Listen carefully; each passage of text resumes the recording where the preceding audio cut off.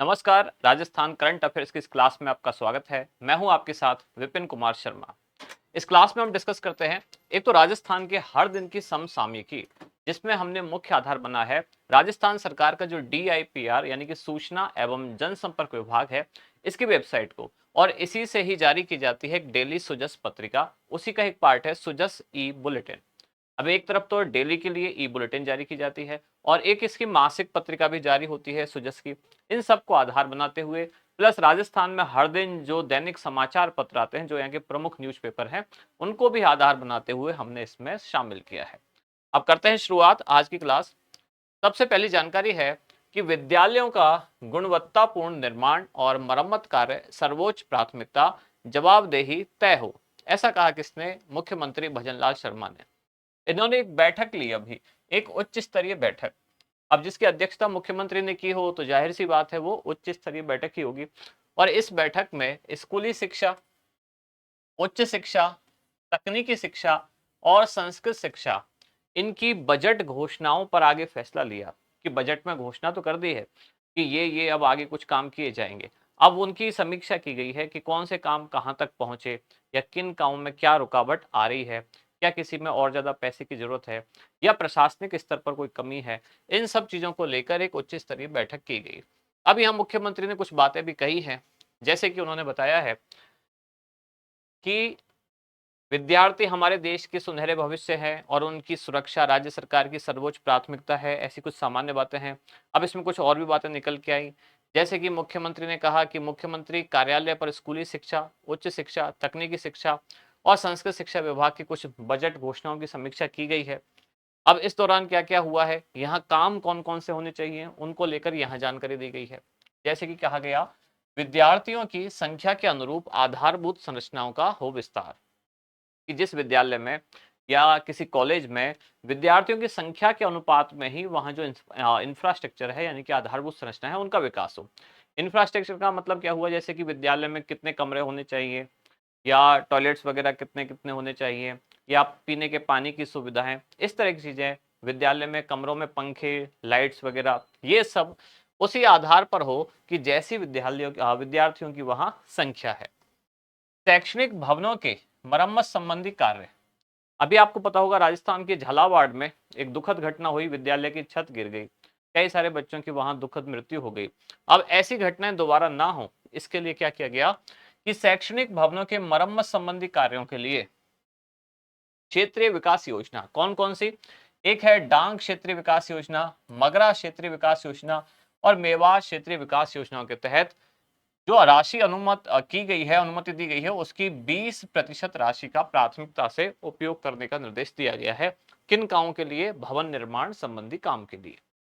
फिर इसमें आगे बताया गया है कि जो विशेष योग्यजन विद्यार्थी हैं, विशेष योग्यजन विद्यार्थी या दिव्यांग विद्यार्थी, अब इनकी पर्याप्त अगर संख्या है उस विद्यालय में, उनकी संख्या थोड़ी ज्यादा है, तब उनको व्हील चेयर की सुविधा भी उस विद्यालय में प्रदान की जाए। अगर मान लो एक आधी विद्यार्थी है तब तो वहां संभव नहीं है, लेकिन अगर कुछ मात्रा में इनकी संख्या है तब उनको व्हील चेयर की सुविधा भी वहां प्रदान की जाएगी। ये स्कूली शिक्षा विभाग या उच्च शिक्षा विभाग और तकनीकी शिक्षा विभाग सबके लिए है। ऐसे ही उन्होंने कहा कि भवन निर्माण और मरम्मत कार्यों में जो सामाजिक सरोकार है उसको भी प्रोत्साहन दिया जाए, समाज के जो लोग हैं वो भी इनसे जुड़े। ऐसे ही मुख्यमंत्री ने पटियाला की Netaji Subhash national institute of sports, इसकी तर्ज पर ही यहाँ भरतपुर में विकसित होने वाले स्पोर्ट्स स्कूल पर विस्तृत चर्चा करते हुए कहा है कि जैसा यहाँ है पटियाला में, ऐसे ही भरतपुर में भी बनाया जाए। तो ध्यान रखें कि पूछा जा सकता है कि कहाँ बनाया जा रहा है स्पोर्ट्स सेंटर, तो ये बनाया जा रहा है भरतपुर में। किसकी तर्ज पर? पटियाला में जो स्पोर्ट्स सेंटर है जिसका नाम है Netaji Subhash national institute of sports, उसके जैसा ही अब भरतपुर में बनाया जाएगा। तो इसकी भी मुख्यमंत्री ने समीक्षा बैठक में चर्चा की। ऐसे ही फॉरेन लैंग्वेज कम्युनिकेशन स्किल, ये स्कीम है, एक योजना है, foreign language communication skill scheme. इसके तहत प्रशिक्षण केंद्रों पर परीक्षा आयोजित की जाएगी। कि कौन कौन से प्रशिक्षण केंद्र है वहां इस स्कीम पर एक प्रतियोगी परीक्षा या कह सकते हैं कि एक परीक्षा आयोजित की गई है। स्कीम क्या है कि फॉरेन लैंग्वेज कम्युनिकेशन स्किल, कि हम विदेशी भाषाओं में कम्युनिकेट कर पाए, ये भाषा सीख पाए, इसके लिए योजना लाई गई है। अब इसमें क्या क्या होगा कि विदेशी भाषाओं में शुरू होने वाले जो सर्टिफिकेट कोर्स हैं, उनमें आकांक्षी परीक्षार्थियों को अधिक से अधिक संख्या में जोड़ा जाए। ऐसे बहुत सारे कोर्स हैं जो विदेशी लैंग्वेज आप सीखते हैं तो सीखने के बाद आपको सर्टिफिकेट दिया जाता है, वो सर्टिफिकेट कोर्स है। अब ये केवल सर्टिफिकेट ना देके केवल एक औपचारिकता ना रहे बल्कि उससे रोजगार भी जनरेट हो। तो सरकार चाहती है कि इसको रोजगार उन्मुखी बनाया जाए, कि प्रशिक्षण के बाद आपने सर्टिफिकेट तो दे दिया पर प्रशिक्षण ऐसा हो कि उनको भविष्य में उससे रोजगार भी उपलब्ध हो सके। ऐसे ही मुख्यमंत्री ने कहा कि डॉक्टर प्रेमचंद बैरवा, अच्छा, उप मुख्यमंत्री, मुख्यमंत्री नहीं, उप मुख्यमंत्री डॉक्टर प्रेमचंद बैरवा, शिक्षा मंत्री मदन दिलावर, अब इन्होंने हरियालो राजस्थान जो योजना चलाई थी, कल हमने पढ़ा भी था, हरियालो राजस्थान योजना के अंतर्गत राजस्थान में शिक्षा विभाग के द्वारा 5 दुर्लभ प्रजाति के कुल 17 लाख पौधे लगाए गए। 5 प्रजाति के कुल 17 लाख पौधे लगाए गए शिक्षा विभाग के द्वारा, और इस कारण world book of record London के द्वारा इनको एक रिकॉर्ड बनाने का सर्टिफिकेट भी प्रदान किया गया है। तो ये सर्टिफिकेट ग्रहण किया किसने? उप मुख्यमंत्री डॉक्टर प्रेमचंद बैरवा, और साथ में राज्य सरकार के जो शिक्षा मंत्री हैं मदन दिलावर। किस उपलक्ष्य में मिला इनको सर्टिफिकेट, यानी कौन सा रिकॉर्ड बनाया है इन्होंने? दुर्लभ प्रजाति के 5 दुर्लभ प्रजाति के कुल 17 लाख इन्होंने वृक्ष लगाए, इतना पौधारोपण किया है। साथ ही कहा गया कि सौर ऊर्जा संयंत्र लगाए जाएं। मुख्यमंत्री ने कहा है कि विद्यालयों में, महाविद्यालयों में, यहाँ के भवनों पर सौर ऊर्जा संयंत्र ज्यादा से ज्यादा लगाए जाएं, कि भूमि ऐसे ही खाली पड़ी है, विद्यालयों की छत खाली पड़ी है तो उनके ऊपर सोलर प्लेट लगाई जाए। साथ ही कस्तूरबा गांधी आवासीय विद्यालयों में भी उपलब्ध कराए जा रहे जो डाइनिंग हॉल है, इनको भी मल्टीपर्पज विकसित किया जाए कि कई अन्य कामों में भी इनको लिया जा सके। सरकार का जैसे कि कोई कॉन्फ्रेंस होनी है, कोई दूसरा ऐसा काम है तो ये हॉल भी उसमें इस्तेमाल किए जाए। अगली जानकारी कही है कि कॉर्पोरेट सर्टिफिकेशन प्रोग्राम के संबंध में दिशा निर्देश भी जारी किए गए हैं कि कॉर्पोरेट को किस तरह से शिक्षा विभाग के साथ जोड़ा जाए। इसके बाद आगे बढ़ते हैं अगले पेज की तरफ। यहां कहा गया है कि ई भुगतान प्रोत्साहन योजना को कृषक उपहार योजना में शामिल किया जाए, जिसके तहत प्रदेश के विभिन्न कृषि उपज मंडी समितियों में लगभग 15 करोड़ रुपए के विकास कार्य करवाए जाएंगे। दो योजना है, एक है कृषक उपहार योजना और दूसरी है ई भुगतान प्रोत्साहन योजना। तो एक सुझाव दिया गया है कि कृषक उपहार योजना में ही ई भुगतान प्रोत्साहन योजना को शामिल कर लिया जाए, ताकि किसानों को ज्यादा से ज्यादा लाभ मिल सके और सब चीजें एक सिंगल विंडो सिस्टम के तहत क्लियर हो सके, एक ही जगह सारी सुविधा मिल सके। अब इसमें बताया गया है कि अब ई भुगतान प्रोत्साहन योजना को कृषक उपहार योजना में शामिल करने की बात कही है मुख्यमंत्री भजनलाल शर्मा ने। इससे फायदा क्या होगा कि इस निर्णय से जो व्यापारी ई नाम, ये भी एक योजना है, ई नाम के माध्यम से भुगतान करते हैं, इलेक्ट्रॉनिक रूप से भुगतान करते हैं, अब उन्हें भी लॉटरी के माध्यम से नगद पुरस्कार प्रदान किया जाएगा। इससे पहले क्या होता था? इससे पहले केवल कृषकों को ही इनाम से भुगतान प्राप्त करने की सुविधा पर लॉटरी दी जाती थी। अब ये व्यापारियों के लिए भी हो गई, पहले केवल किसानों के लिए थी और अब व्यापारियों के लिए भी ये योजना हो जाएगी। अब इसमें आगे कुछ फैक्चुअल इंफॉर्मेशन दी गई है, जैसे कि कृषि उपज मंडियों में संपर्क सड़क एवं मंडी यार्ड के निर्माण के कार्य किए जाएंगे। तो ये प्रदेश की जो कृषि उपज मंडी समिति है, इसमें 14.69 करोड़ रुपए के विकास कार्य करवाए जाएंगे। अब इस दौरान पूरे राज्य में अलग अलग जो कृषि मंडी है, जैसे कि बीकानेर के बज्जू में, बीकानेर के ही नौखा में, ऐसे ही जयपुर, रावला, चाकसू, फलौदी, श्रीकरणपुर, विजयनगर, इन सब में मंडी यार्ड के निर्माण काम किए जाएंगे। अगली जानकारी है, बकाया लीज राशि एक मुश्त जमा कराने पर ब्याज में 100% छूट मिलेगी। लीज पर जो बकाया राशि है, अगर एक मुश्त आप जमा करा दें तो आपसे ब्याज नहीं लिया जाएगा। 100% छूट का मतलब पूरा ब्याज एक तरह से माफ हो गया है। इस योजना में अभी शहरों में शिविर लगाए जा रहे हैं। 2 दिन पहले हमने पढ़ा भी था, सरकार एक लगा रही है ग्रामीण सेवा शिविर और दूसरी लगा रही है शहरी सेवा शिविर। अब ये जो गांवों में और शहरों में जो सेवा शिविर लग रहे हैं, उनमें ही तरह तरह के काम किए जा रहे हैं। अब इनमें ही कहा गया है कि जो लीज बकाया है, अगर वो आप एक मुश्त भर देते हैं, उसका भुगतान एक साथ कर देते हैं, तो उसका जो ब्याज है वो पूरी तरह से माफ कर दिया जाएगा। सरकार चाह रही है कि जो अटका हुआ पैसा है सरकार का, वो कैसे भी करके वापस आ जाए, और इसके लिए नए नए प्रयास किए जा रहे हैं। 17 सितंबर से 17 अक्टूबर तक ये शिविर आयोजित हो रहे हैं। 17 सितंबर से 17 अक्टूबर, एक महीने तक शहरों में ये शहरी सेवा शिविर आयोजित किए जाने वाले हैं। और इनके माध्यम से आम जन को अलग अलग योजनाओं से लाभान्वित किया जाएगा। अब क्या क्या होगा इसमें, जैसे कि पिछली जो अधिसूचना है उसके अनुसार शहरी सेवा शिविर में पिछले वर्ष की जो बकाया लीज राशि है, अगर 2025-26 तक उसको एक मुश्त जमा कर देते हैं तो ब्याज में 100% छूट आपको दे दी जाएगी। अगली जानकारी इसी में कि फ्री होल्ड पट्टे के लिए 10 वर्ष, लीज मुक्ति के लिए 8 वर्ष और ऐसे ही 2025-26 तक इसको अग्रिम एक मुश्त जमा कराने पर जो बकाया लीज राशि है उसमें 60% तक छूट प्रदान की जाएगी। इस तरह से विस्तार से कुछ जानकारियां दी गई हैं, यानी कि ये अलग अलग काम हैं जो किसमें किए जाएंगे, शहरी सेवा शिविरों में। ऐसे ही गांव में भी ऐसे शिविर आयोजित किए जा रहे हैं। ग्रामीण सेवा शिविर, उनके लिए अंतिम तिथि कोई नहीं रखी गई है। शुरुआत तो 17 सितंबर से हो जाएगी ग्रामीण सेवा शिविरों की, लेकिन उसकी कोई अंतिम तिथि निर्धारित नहीं है।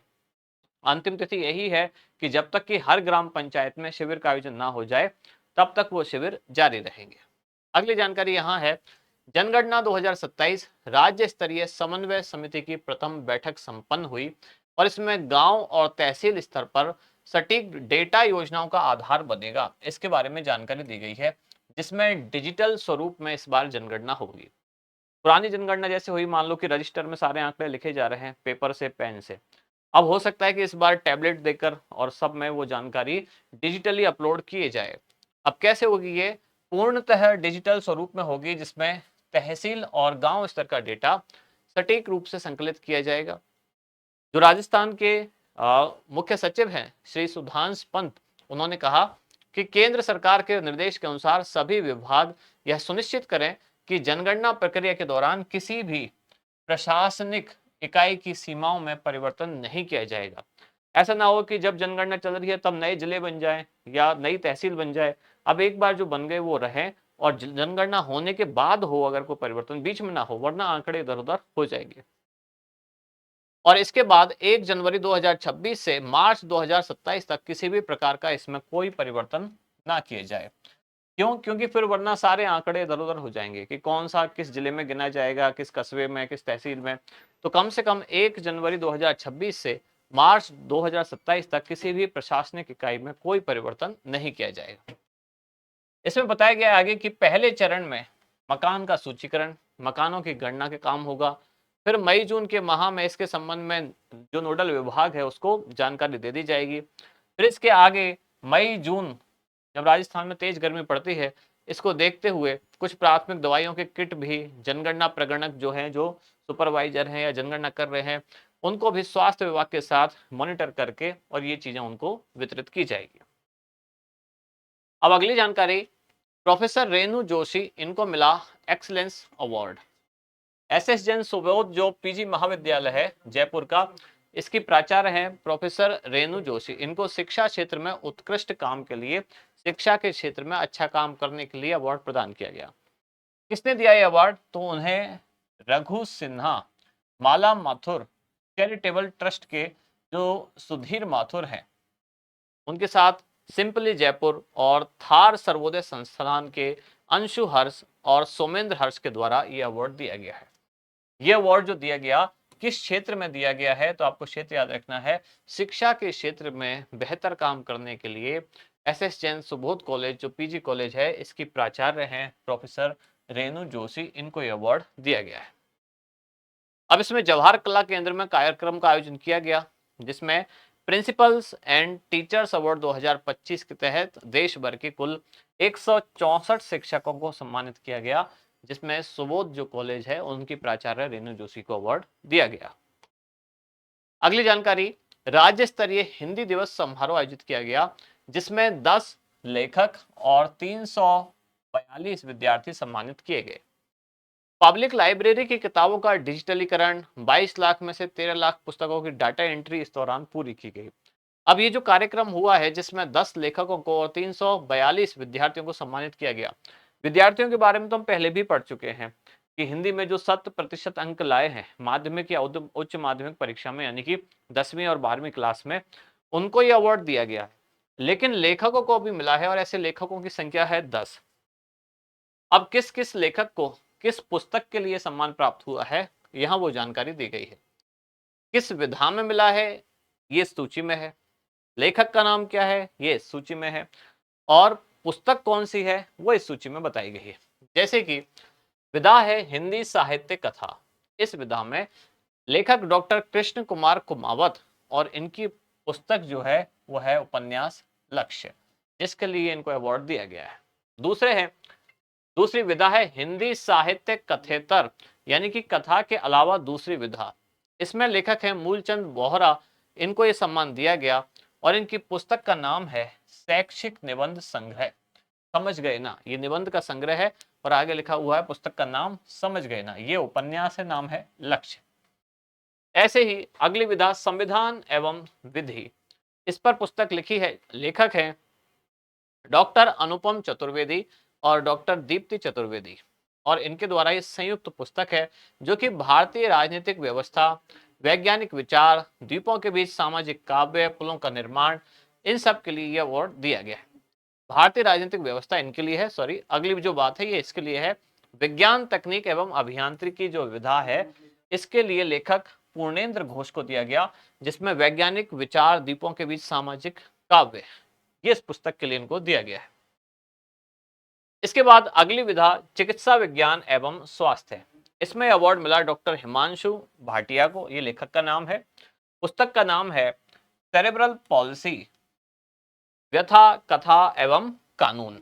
अगली विधा कला, संस्कृति एवं पर्यटन। अब इसमें जो लेखक जिनको पुरस्कार मिला उनका नाम है डॉक्टर जितेंद्र कुमार सोनी और इनकी पुस्तक ये है यात्रा वृतांत ओकू हेपा, इसके लिए इनको अवार्ड दिया गया है। फिर अगली विधा दर्शन, योग एवं अध्यात्म, जिसके लेखक हैं मनोज गट्टानी और पुस्तक इनका नाम है मन सनातन। और इसके बाद अंत में जनसंचार, पत्रकारिता और सिनेमा, इस विधा में डॉक्टर विजय विप्लवी और डॉक्टर कुंजन आचार्य, इनको यह अवार्ड दिया गया। पुस्तक का नाम है पत्रकार दीनदयाल उपाध्याय पर लिखी गई संयुक्त पुस्तक। इसके बाद अगली जानकारी है राइजिंग भारत समिट 21 को, और इस दौरान सोनू सूद इसमें गेस्ट के रूप में बुलाए गए हैं। विकसित भारत की परिकल्पना को साकार करने के लिए, भारत के उभरते चेहरों को वैश्विक मंच उपलब्ध करवाने के लिए कि सभी को एक वैश्विक प्लेटफॉर्म मिल सके, इस उद्देश्य से 21 सितंबर को राइजिंग भारत, ये राइजिंग राजस्थान नहीं है, ये है rising Bharat summit and awards 2025, इसका आयोजन किया जाएगा। कहाँ कहाँ होगा और किसको इसमें शामिल किया गया ये बताया गया है। लाल कोठी स्थित मसाई हाउस में रविवार को एक कार्यक्रम का आयोजन किया गया। इसमें प्रोजेक्ट प्रेजेंटर शिवेंद्र शर्मा ने बताया कि summit and award ceremony hotel clerk Amer में होगी और इसमें बॉलीवुड के अभिनेता सोनू सूद बतौर सेलिब्रिटी गेस्ट शामिल होंगे।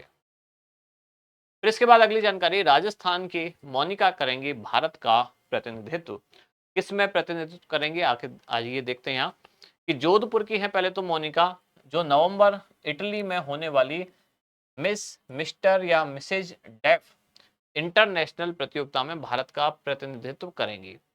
अब ये Rajputana deaf art and cultural society यानी कि RDACS की सदस्य हैं मोनिका, और इन्होंने हाल ही में जालंधर में जो एक प्रतियोगिता हुई थी जिसका नाम था मिस, मिस्टर और मिसेज डेफ इंडिया, इस प्रतियोगिता में इन्होंने दूसरा स्थान हासिल किया है।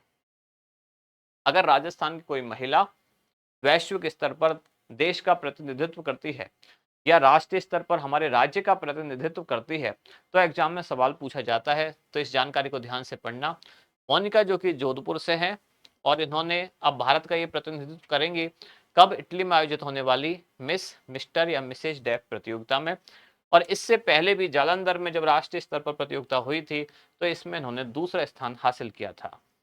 ये RDACS यानी कि Rajputana deaf art and cultural society, इसके महासचिव है, इसकी महासचिव रेखा जैन, उन्होंने कहा कि मोनिता की सफलता पूरे प्रदेश के लिए गर्व की बात है। जाहिर सी बात है कि राजस्थान की अगर कोई महिला वैश्विक स्तर पर या राष्ट्रीय स्तर पर कोई उपलब्धि हासिल करती है तो प्रदेश के लिए गर्व की बात है ही, लेकिन एग्जाम में भी ये सवाल इंपॉर्टेंट हो जाता है। अगली जानकारी है भारत जापान साझेदारी पर दिया गया है जोर। ये आज की अंतिम जानकारी है। दरअसल भारत और जापान के संबंध में एक कॉन्फ्रेंस का आयोजन किया गया, आपसी रिश्तों के लिए एक कॉन्फ्रेंस आयोजित की गई है और आयोजन किया गया है जयपुर का जो कॉलेज है बियानी ग्रुप ऑफ कॉलेजेस, इसके साथ राजस्थान विश्वविद्यालय के पोद्दार इंस्टीट्यूट ऑफ मैनेजमेंट, इन दोनों की ओर से, एक है बियानी ग्रुप और एक है पोद्दार इंस्टीट्यूट, इन दोनों की तरफ से इस कार्यक्रम का आयोजन किया गया। ये कार्यक्रम था 20वीं इंडो जापान इंटरनेशनल कॉन्फ्रेंस, जिसको नाम दिया गया बाइकॉन 2025। 3 दिन का ये कार्यक्रम था। अब इसके दूसरे दिन ही global convergence partnership in technology business and law, इस पर कई सेशन आयोजित किए गए। अब इसमें भारत और जापान के जो शिक्षाविद है, उद्योगपति, प्रशासनिक अधिकारी, अब इन्होंने अलग अलग विषयों पर अपनी बात रखी, जैसे कि शिक्षा, तकनीक, व्यवसाय, कानून में सहयोग की संभावना, इन सब पर चर्चा की गई।